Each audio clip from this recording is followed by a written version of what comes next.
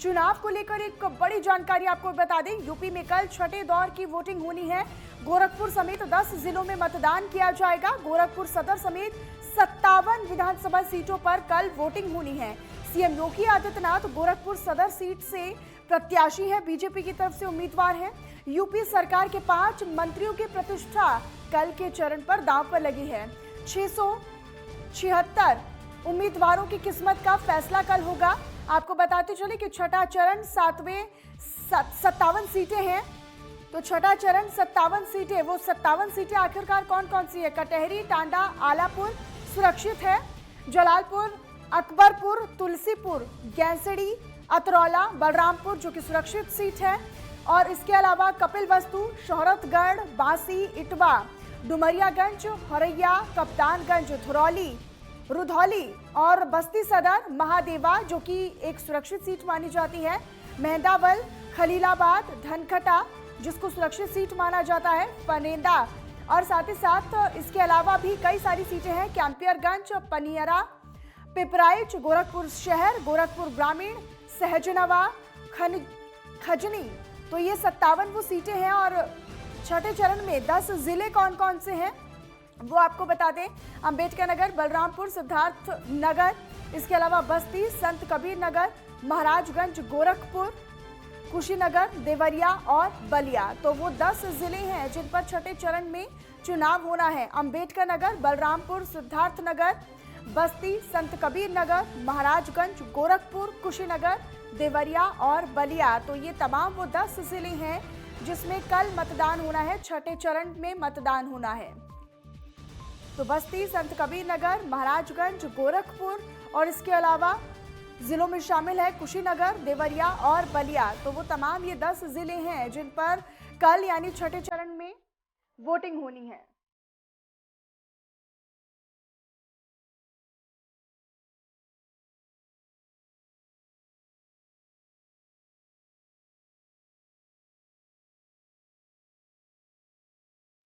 और इसी खबर पर ज्यादा जानकारी के लिए हमारे संवाददाता संकट मोचन मिश्रा सीधे गोरखपुर से हमारे साथ लाइव जुड़े हुए, सीधा उन्हीं का रुख करते हैं।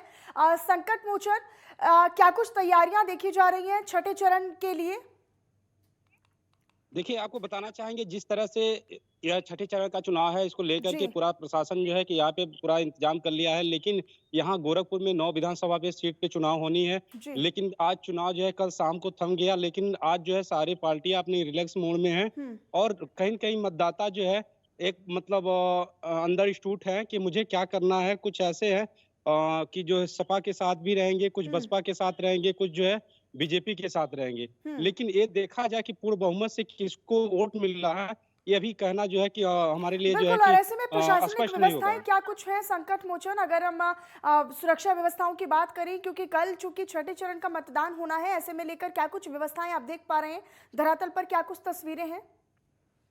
जी, आपको बताना चाहेंगे यहाँ पे देखिए बीएसएफ के जवान तैनात कर दिए गए हैं। जहाँ पे पोलिंग बूथ है, वहाँ हर पोलिंग बूथ पे जो है बीएसएफ के जवान जो है कि वहाँ पे तैनात कर दिए हैं। यूपीपी के जो जवान है वो भी लगाए गए हैं कि किसी तरीके से जो है कि पोलिंग बूथ पे जो है कि कोई गड़बड़ी न पाई जाए। इसको लेकर के पूरे जो है चुनाव आयोग जो है पूरा एकदम अपनी शक्ति दिखा रहा है, जो कि कल ही से आकर चुनाव देखिए अभी कल होनी है, लेकिन जो है कि उसके 1 दिन पहले ही जो है कि हर पोलिंग बूथ पे जो है कि उनको लगा दिया जाएगा। जी।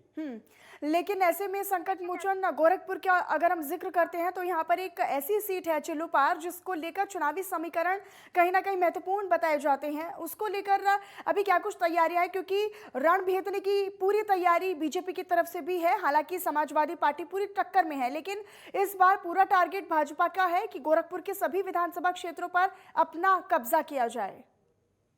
जी, बिल्कुल सही है। जैसे चिल्लूपार का अगर देखा जाए चुनाव, तो एक जो है बहुत दिलचस्प होता है और उसमें जो है कि पूर्वांचल के बाहुबली माने जाते हैं हरशंकर तिवारी के लड़के जो है कि विनय शंकर यहाँ पे चुनाव लड़ रहे हैं। वहाँ पे जो है कि एक बहुत जो है कि संवेदनशील जो है विधानसभा माना जाता है कि कहीं काफी टक्कर भी होगी। और इसमें अगर देखा जाए चुनाव जो है कि घटते और बढ़ते क्रम में जो है कि बहुत जीत हार जो होगी 1000 से लेकर के 2000 के अंतराल में यहाँ से जीत हार होगी। लेकिन वहाँ दोनों पार्टियां आमने सामने बीजेपी और जो है सपा जो है एकदम कांटे के मुकाबला यहाँ पे कर रही बिल्कुल, है। जी। समाजवादी पार्टी भी अपने एक मजबूत विपक्ष के तौर पर और एक विकल्प के तौर पर भी अपने आप को सामने बता रही है और जता रही है। लेकिन महत्वपूर्ण ये भी हो जाता है संकट मोचन कि बूथ पर किस तरह की व्यवस्थाएं हैं, क्योंकि मतदान होना है, भारी तादाद में लोग आएंगे अपने मताधिकार का इस्तेमाल करने के लिए।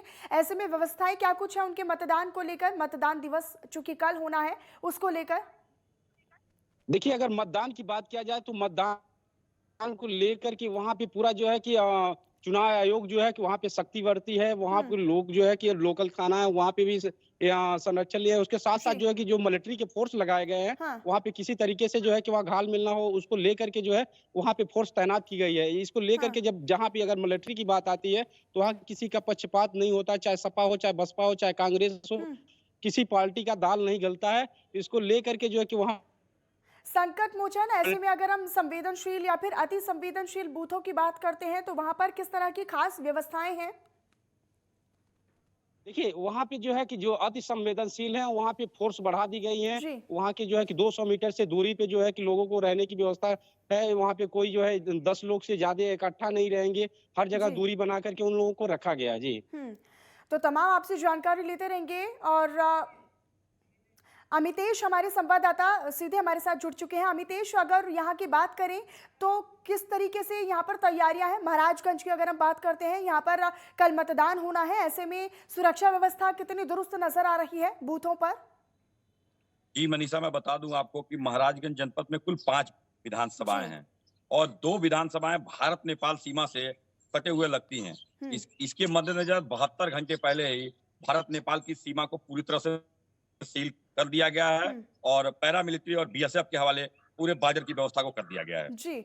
और ऐसे में अति संवेदनशील या फिर संवेदनशील बूथों की अगर बात करते हैं तो वहां पर क्या कुछ खास तरह की व्यवस्थाएं आप देख पा रहे हैं अमितेश? जी मनीषा, बता दूं कि जो अति संवेदनशील बूथें हैं, वहां पे जो बूथें हैं, सारी बूथें बीएसएफ के हवाले कर दी गई हैं।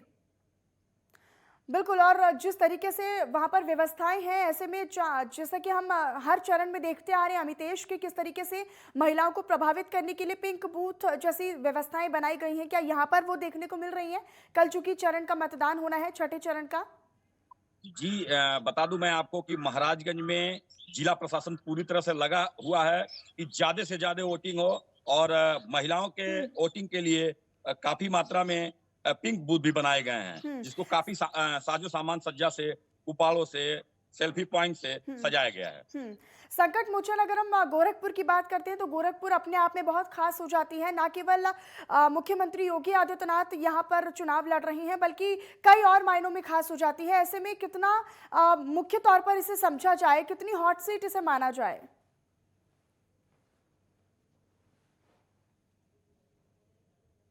आ रहा है कि इस बार की 300 पार।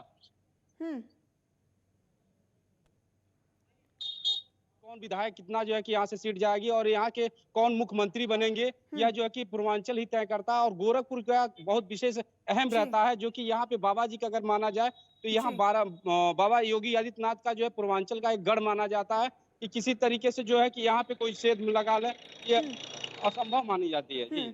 और बने रहिएगा, आगे भी आपसे जानकारी लेते रहूंगी। बस्ती से हमारे संवाददाता रत्नेश्वर हमारे साथ जुड़े हुए हैं। बस्ती की अगर बात करते हैं रत्नेश्वर, तो यहाँ पर बूथों को लेकर क्या कुछ प्रशासनिक व्यवस्थाएं हैं, क्योंकि कल छठे चरण में यहाँ पर भी मतदान होना है, ऐसे में क्या कुछ प्रशासनिक व्यवस्थाएं हैं?